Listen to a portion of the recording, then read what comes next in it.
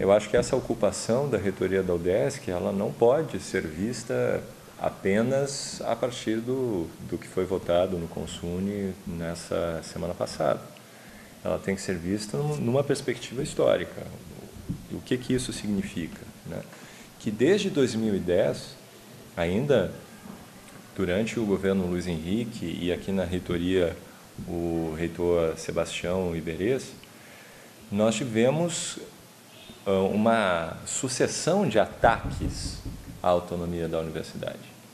Eu, quando vim trabalhar aqui, eu não tinha a menor noção disso, né? Quer dizer, a gente tinha uma política, um planejamento, um cumprimento de cronogramas, financiamento, regras de financiamento, e tudo isso era cumprido. Inclusive, aqui na FAED foi criado um sistema de orçamento participativo e descentralizado, onde havia absoluta transparência e os departamentos decidiam, com a verba que eles recebiam, a partir de diferentes critérios, diferentes variáveis, recebiam uma verba e decidiam o que iam fazer com essa verba, quanto que ia ser gasto para financiar viagens para congressos, quanto que ia ser gasto para financiar viagens, saídas a campo dos estudantes, quanto que ia ser gasto para cada coisa.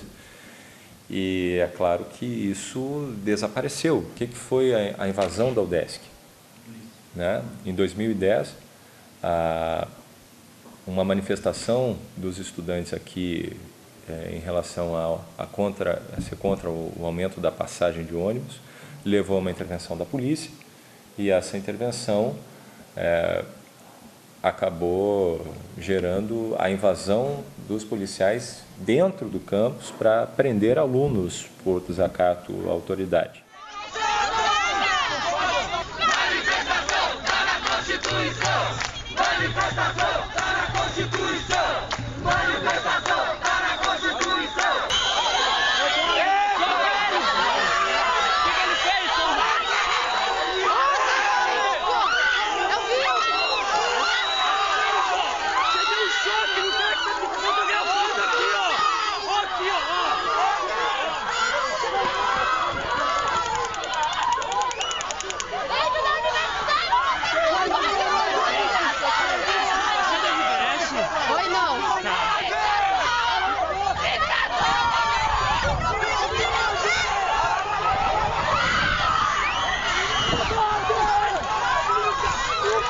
A polícia só pode entrar dentro do campus com a autorização ou sob a solicitação do reitor, o que não aconteceu.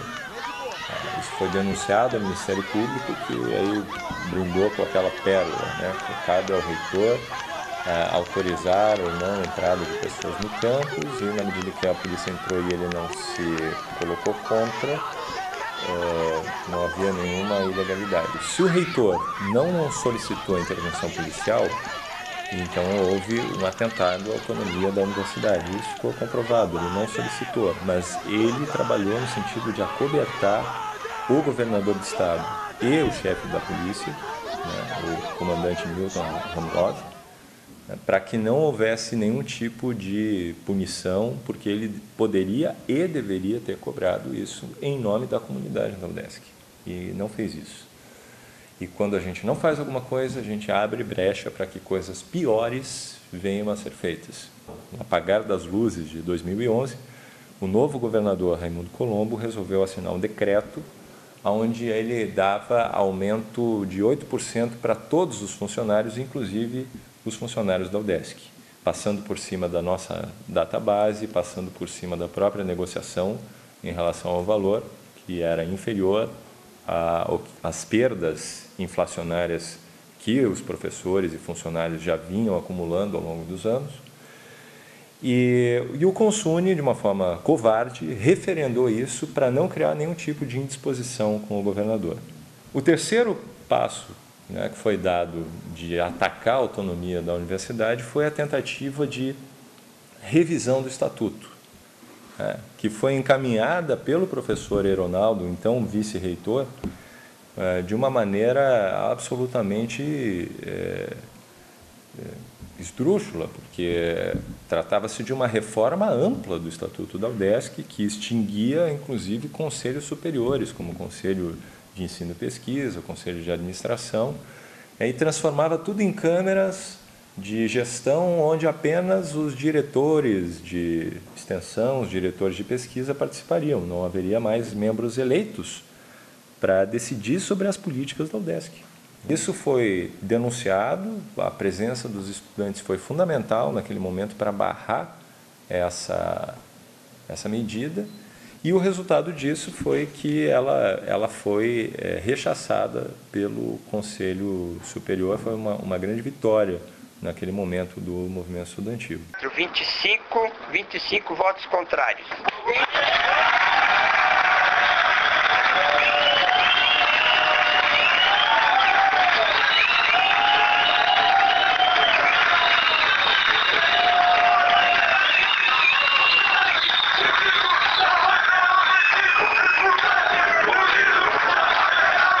Com a posse do reitor Ronaldo, a gente viu uma grande mudança na condução das reuniões do Consune, né? Uma condução autoritária que não dá tempo para discussão, que não permite que o plenário seja esclarecido e que vota a toque de caixa as medidas que lhes interessam, e ainda aquela velha política de apenas apresentar os processos para pareceristas conhecidos, são os mesmos. E tudo se encaminhava dessa maneira autoritária até que houve a discussão da criação de novos cursos, né? E nessa reunião do Consune foi então pintado um quadro terrível de uma crise financeira inesperada que atacou de súbito a universidade, e então começaram a haver cortes na pesquisa, na extensão, gente que ficou sem dinheiro para trazer bancas para mestrado, gente que ficou sem verba para o seu projeto de pesquisa, gente que, enfim, foi um verdadeiro caos. Faltou elevador, inclusive, aqui na FAED, e a gente começou a levantar sérias dúvidas em relação ao caráter e ao alcance dessa crise, porque parecia uma coisa muito artificial, né, para ser dessa proporção.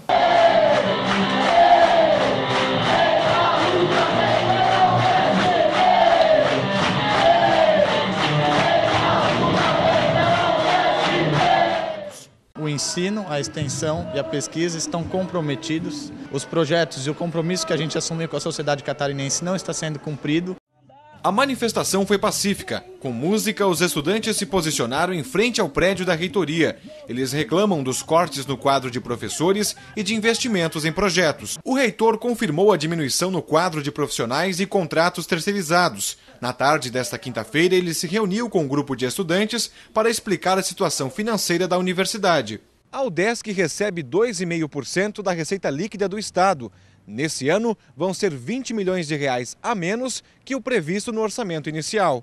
Pessoal, nós estamos aqui reunidos porque o governador enviou para a Assembleia Legislativa um decreto que retira a autonomia salarial da UDESC.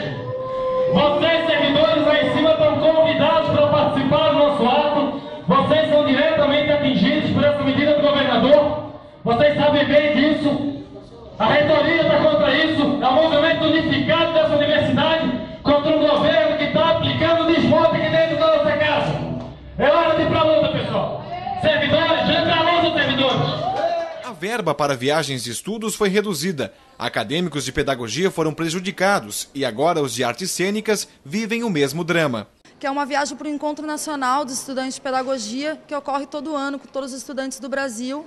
E a gente teve que, inclusive, ir com a UFSC. Pedimos o transporte para ir e voltar e nos foi negado esse pedido, e aí a gente teve que correr atrás de outra forma, vendendo rifas, para tentar conseguir, né, representar a universidade nesse festival.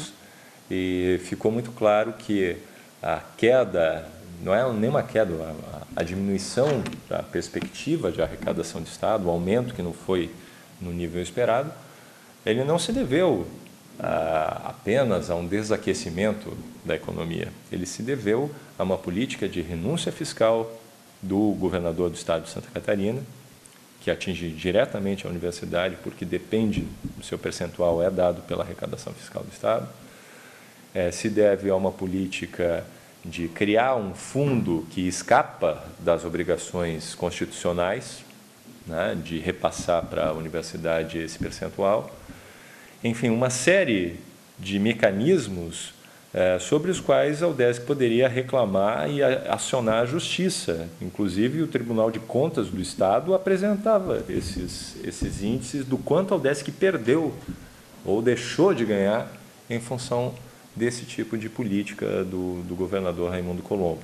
Não houve nenhum processo, as pessoas da reitoria se conformaram, colocaram o rabinho entre as pernas e disseram que a diminuição dos repasses era assim mesmo e que a gente tinha que lavar a cortina e outro tipo de coisa para economizar dinheiro aqui dentro da UDESC e que esse ano seria ainda pior.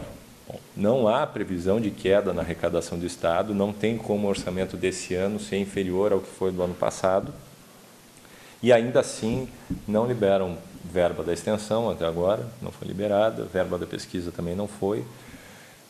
De maneira que a universidade está vivendo um estado de indigência, ela está sendo estrangulada pelo governo do Estado com a conivência da reitoria. E isso tem um interesse, né, que a gente viu na última reunião do Consune, né, que é fazer com que a universidade não dependa mais do Estado para o seu funcionamento e vá buscar recursos fora. Ora, como é que a universidade vai buscar recursos fora? O que ela tem para oferecer? Ela vai vender pesquisa para as grandes empresas e achar que com isso vai financiar a universidade? Isso não existe em lugar nenhum do mundo, né? Pesquisa é uma coisa deficitária. Pesquisa não dá lucro. Se desse lucro, as universidades privadas investiriam em pesquisa, mas elas não investem em pesquisa. Quem investe é a universidade pública. E o que acontece quando a universidade pública vende as suas pesquisas? Ela coloca na mão de uma empresa privada não apenas a possibilidade de usar a tecnologia que é desenvolvida na universidade, mas também de ter um monopólio dessa tecnologia, de impedir que outras empresas, outros setores da sociedade utilizem essa tecnologia que foi financiada com dinheiro público, né? E para os jovens cientistas, os jovens pesquisadores, essa é uma política terrível de produção de desemprego, no sentido de que as empresas privadas não vão investir em criar os seus próprios departamentos de pesquisa e desenvolvimento, porque a universidade faz isso de forma subsidiada pelo governo, muito mais barata, né, e que, portanto, esses profissionais não vão ter emprego fora da universidade, né? Eles estão agindo de uma maneira ingênua, acreditando que vão poder trabalhar em bons laboratórios dentro aqui da UDESC, sendo que fora da UDESC esses laboratórios simplesmente não vão existir, a não ser dentro das universidades. Então, me parece um paradoxo ver a atitude de alguns alunos do CCT, do CAV, que acham que nós, das ciências humanas, não temos nada para oferecer para a sociedade e que eles têm e que nós, por inveja, não queremos que eles ofereçam. Não é assim. Na minha carreira acadêmica, a gente luta para que os profissionais de ciências humanas consigam emprego fora da universidade, como pesquisadores. É para isso que a gente luta pela regulamentação da profissão de historiador, pela regulamentação da profissão de arquivista e tantas outras, né? Porque o nosso trabalho de pesquisa acaba ficando restrito dentro da universidade, a gente quer expandir e criar mercado de trabalho para os nossos alunos. Agora a gente vê que os professores das tecnológicas e das biológicas não. Eles querem impedir que fora da universidade se realize pesquisa, porque, afinal de contas, eles estão entrando dentro de um mercado com uma competição desigual. Não tem como competir com a universidade, porque, afinal de contas, o governo paga o salário dos professores, paga os bolsistas, paga os funcionários. Mesmo que a empresa entre com equipamento, né, você pode ficar anos pesquisando, gastando o salário desses professores até encontrar alguma coisa que seja uma descoberta relevante, né? O que é produzido com dinheiro público deve ser de domínio público, né? Essa câmera fotográfica, né, para a qual eu estou falando agora, ela existe da maneira como ela é, porque no século XIX o governo da França comprou a patente da câmera fotográfica e colocou à disposição de toda a humanidade, porque entendia que era um invento muito importante para ser explorado pelo monopólio de uma ou de outra empresa, né? Infelizmente, essa prática não se tornou comum na história da ciência e das invenções, né? A gente hoje, para usar um computador, a gente tem que pagar royalties para o Bill Gates para poder acessar um arquivo Word. Então a gente chegou nesse paradoxo. Isso é uma coisa muito importante para a humanidade, para ficar na mão de uma empresa. Quando a universidade faz pesquisa e coloca à disposição da sociedade, qualquer empresa pode usar essa tecnologia. Tanto as grandes multinacionais como as pequenas empresas podem competir em nível de igualdade. Então, não estou falando aqui de socialismo, de que no Brasil vai ser tudo patrimônio estatal e que todas as empresas têm que ser estatais. Não estou falando nada disso. Estou falando que dentro de um paradigma capitalista, essa medida é ruim para os estudantes, né, da área de ciência e tecnologia, por esses motivos que eu acabei de explanar aqui. Não pagaria, educação não é mercadoria. Não pagou, não pagaria, educação não é mercadoria. De conduzir os trabalhos, né, a minha obrigação é conduzir os trabalhos dentro do espírito regimental, democrático, e para isso vou exercer a minha autoridade, né, que me foi conferida pela comunidade acadêmica e pela força, né, também do nosso Estatuto e Regimento Geral. Você gostaria de se apresentar? Não, é só uma pergunta. Você falou que, como está dentro do nosso regimento e tal, mas já que você vai mudar várias coisas do regimento, vamos mudar isso aí também. Vamos botar mais estudantes para poder falar aqui dentro, porque está muito pequenininho isso aí.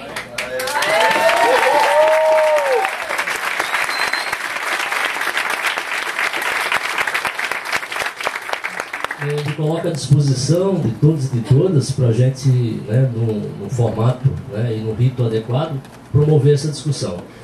Mas pergunto se algum representante estudantil gostaria de fazer alguma manifestação com acesso ao microfone antes que a gente possa iniciar a nossa reunião. Hoje nós estamos aqui deixando de ter nossas aulas, deixando de estar dentro dos nossos laboratórios, deixando de estar estudando, porque nós defendemos uma universidade pública e gratuita. Queremos então que os representantes desses colegiados, conselheiros e conselheiras, e a voz e a massa dos estudantes que está aqui presente hoje, defenda essa universidade pública e gratuita.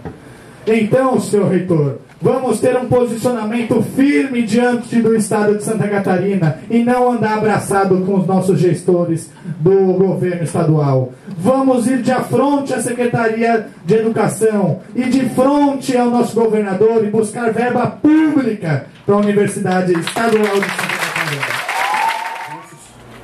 Corremos o risco de tornar essas formas de fomento centro da gravidade de toda a política da universidade.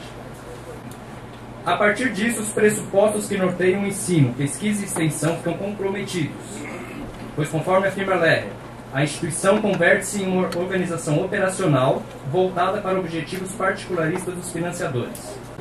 Diante disso, o nosso voto é: diante do exposto, somos de parecer contrário ao pedido de alteração do Regimento Geral da Universidade do Estado de Santa Catarina, encaminhado por meio da Exposição de Motivos 009/2012, bem como somos de parecer contrário ao parecer do relator inicial, Márcio Metzel, defendendo o imediato arquivamento da exposição de motivos e a implantação de um fórum de discussão envolvendo toda a comunidade acadêmica, que deverá ser consultada em uma temática tão central à vida de uma universidade pública, cujo compromisso primeiro é com a produção do conhecimento destinado ao atendimento das necessidades sociais, sem ceder aos imperativos do setor privado.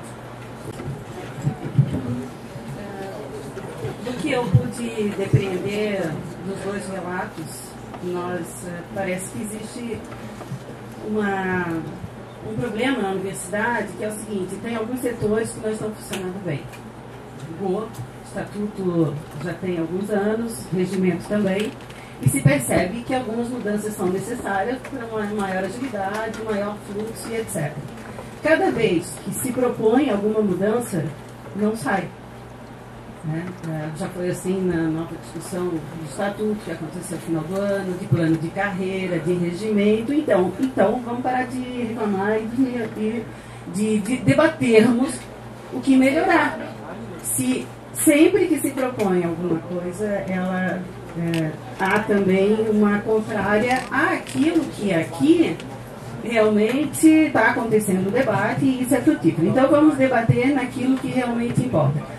A maior parte do que eu vi aqui, basicamente tudo, se refere a fluxo, trâmite, reordenamento de tudo que já existe. Não tem nenhuma mudança significativa. Não tem nenhuma mudança, na realidade. O que está propondo ali? Criar uma coordenadoria de captação realocada, porque já existe captação. Eu capto recursos, todos os professores aqui que fazem pesquisa captam recursos, que seja edital da Funarte, que seja edital da Petrobras, que seja edital de CNPq.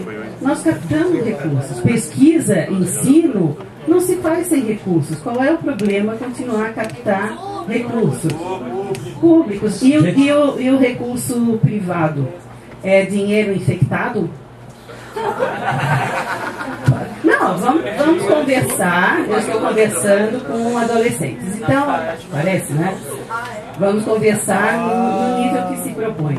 O recurso público ou o recurso privado, se for utilizado para o bem da ciência, para o avanço da pesquisa, para a inovação, eu não estou entendendo aqui qual é o problema da origem do recurso, se ele for dentro de edital, dentro de projeto, dentro de inovação, dentro de ciência e dentro de tecnologia.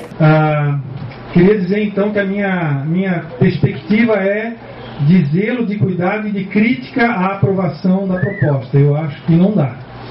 A segunda questão queria saudar a presença de vocês, estudantes, mas com algum cuidado, porque virou moda bater palma para estudante em reunião, porque fica simpático, né?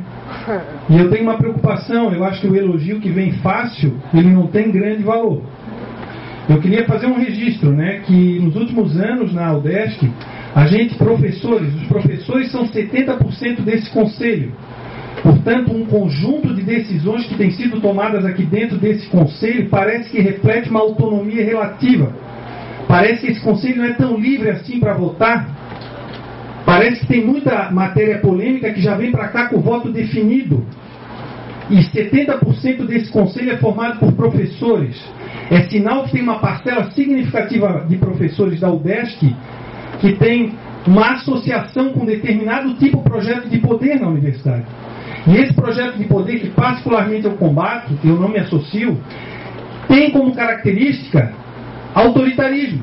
Nós tivemos uma avaliação institucional recente. 2 pontos negativos na avaliação foram a ausência da participação discente na avaliação, uma falha no processo, a comissão agora deu retorno, e outro ponto fraco da nossa universidade é a sustentabilidade. E é exatamente isso que está, enfim, esses 2 pontos, eles são pontos que estão sendo tocados aqui hoje, né? Porque o que acontece? Fica difícil fazer um debate quando a maioria das pessoas que estão aqui não tem direito à palavra. Ou seja, esse não é o momento de debate com os alunos. Nós não promovemos esse debate. Esse é o problema. Toda vez que nós vamos aprovar o estatuto aqui, ou o regimento, que é a nossa lei, não se revê a própria relação entre as pessoas, a nossa relação com os alunos. Porque a lei ela tem que ser um resultado das relações éticas entre os homens. Não ao contrário. Não ela ditar a relação ética entre os homens. E a lei não pode fazer isso. Esse é um problema de modo, de como se conduz os processos aqui dentro. Vou dar um exemplo bem concreto. Nós fizemos lá no Centro de Artes a criação de uma ouvidoria. Eu achava que era uma coisa justa, tranquila, simples, que ninguém poderia ser contrário, né? É um instrumento democrático, né, de participação. Muitas pessoas reclamaram.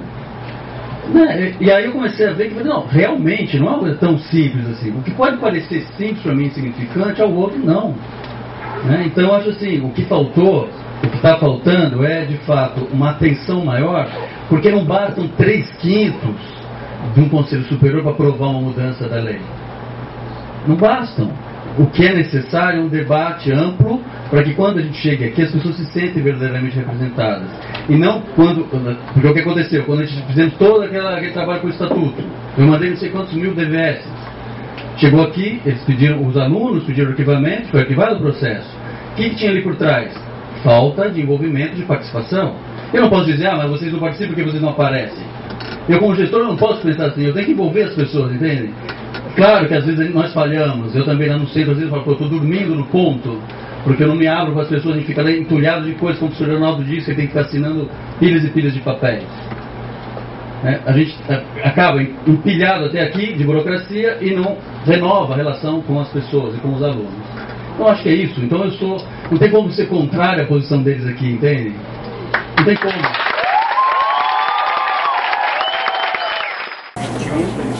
22 votos contrários, o nosso quórum qualificado de 3/5, acima de 85 conselheiros, 51 votos, nós tivemos 52 votos favoráveis, portanto aprovado o parecer do relator inicial.